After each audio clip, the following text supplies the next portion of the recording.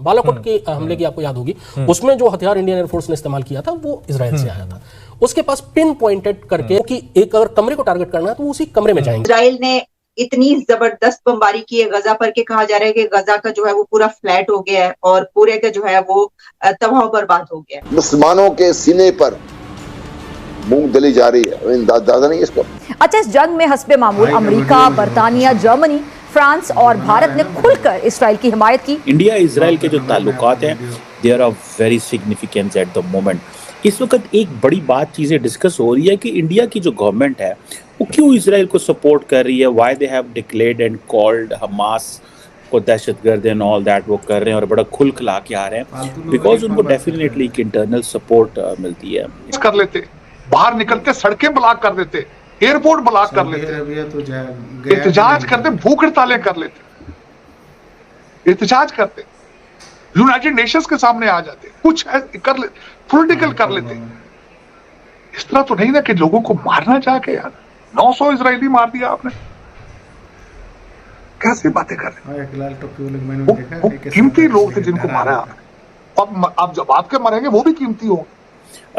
और पाकिस्तान को मैं ये सिर्फ इतना कहना चाहता हूँ, ठीक है, कि पाकिस्तान को इस चीज़ की समझ होनी चाहिए कि हम ये नहीं हो सकता कि हम ग्रुप्स जो वायलेंस करते हैं उनके साथ लड़े भी एक जगह पे, अपने मुल्क में उनके साथ लड़ें और किसी मुल्क में उनको सपोर्ट करें। I think there should be clarity in Pakistan which is not there for a long time. उधर इसराइल फलस्तीन कशीदगी पर गौर के लिए तलब किया जाने वाला अक़वाम मुत्तहिदा की सलामती काउंसिल का इजलास बगैर किसी नतीजे के खत्म हो गया। इजलास में किसी करारदाद पर इत्तफाक राय ना हो सका। अब सवाल यह है कि क्या मुस्लिम ममालिक फलस्तीनियों पर होने वाले मजालिम खत्म कराने में कामयाब हो जाएंगे। जय हिंद दोस्तों, इस समय गाजा पट्टी पे जिधर भी नजर आ रही है, जैसी भी इमेज आ रही है, लग रहा है कोई शमशान का इमेज है, या फिर लग रहा है ऐसा कोई इमेज है जहां पे बहुत भयंकर भूकंप आया हो। जैसे एक बार नेपाल में भूकंप आया था, इमेजेस आ रहे थे, वैसे कुछ इमेज इस समय गाजा पट्टी की लग रही है और अधिकतर इलाके सुनसान और शमशान बन गए। लेकिन दोस्तों इसी बीच एक खबर आती है वीओन न्यूज, ANI न्यूज और इंटरनेशनल मीडिया पे जी न्यूज ने भी उसे कोट किया है कि जो असलहा और जो बारूद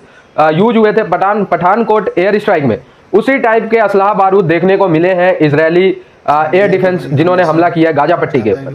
तो ये दो चांसेस हो सकते हैं, या तो जो इजराइल ने असलहा भेजा था वो भारत ने पठानकोट में यूज किया था, या तो जो भारत ने असलहा यूज किया था वो भारत ने सेंड किया है इजराइल को, और अगर इजराइल ने उस समय भारत को दिया था तो वो तो बात की बात है।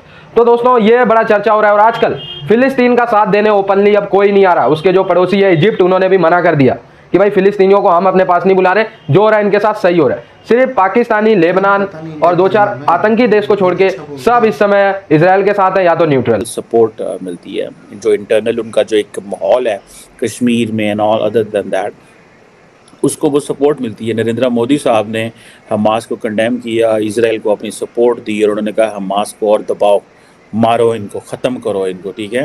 सो ये चीज़ें हमारे सामने आती हैं। मोदी साहब ने जो ट्विटर पे ट्वीट डाली थी कि we are shocked by the news of terrorist attack in Israel, और इसी तरह पूरी दुनिया में जो है वो की, ठीक है जी।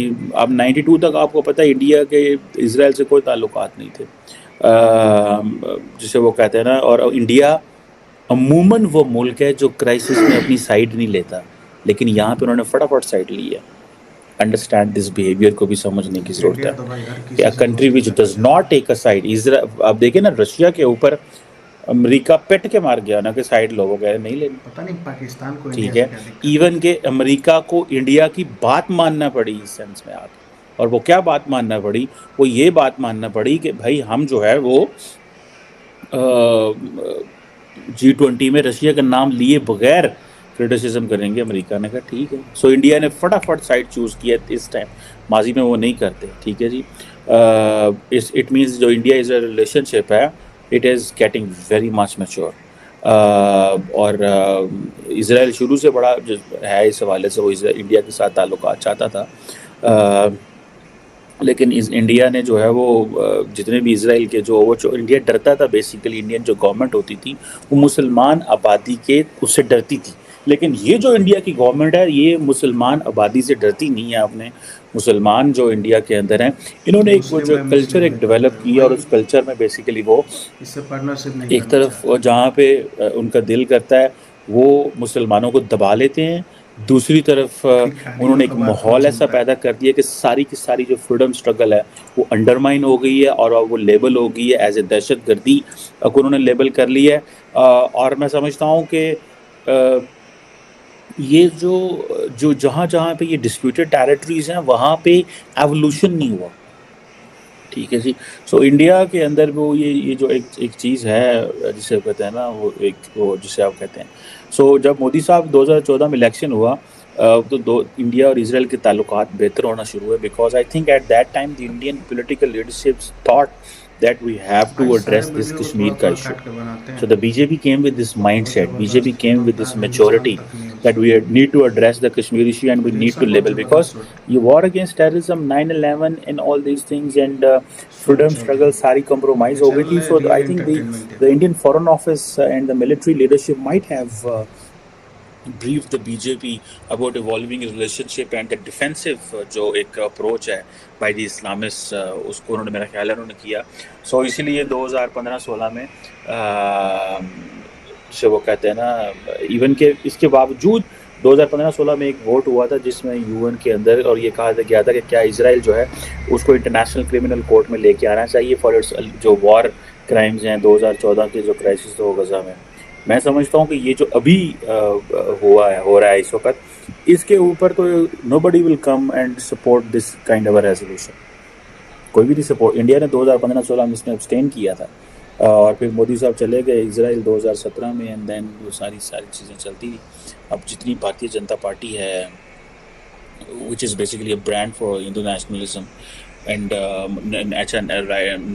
जो बेंजामिन नेतन्याहू है he is a brand for right wing, उनकी जो लिकुद पार्टी है और उनका जो फार राइट अलायंस है एंड दे आर ऑल।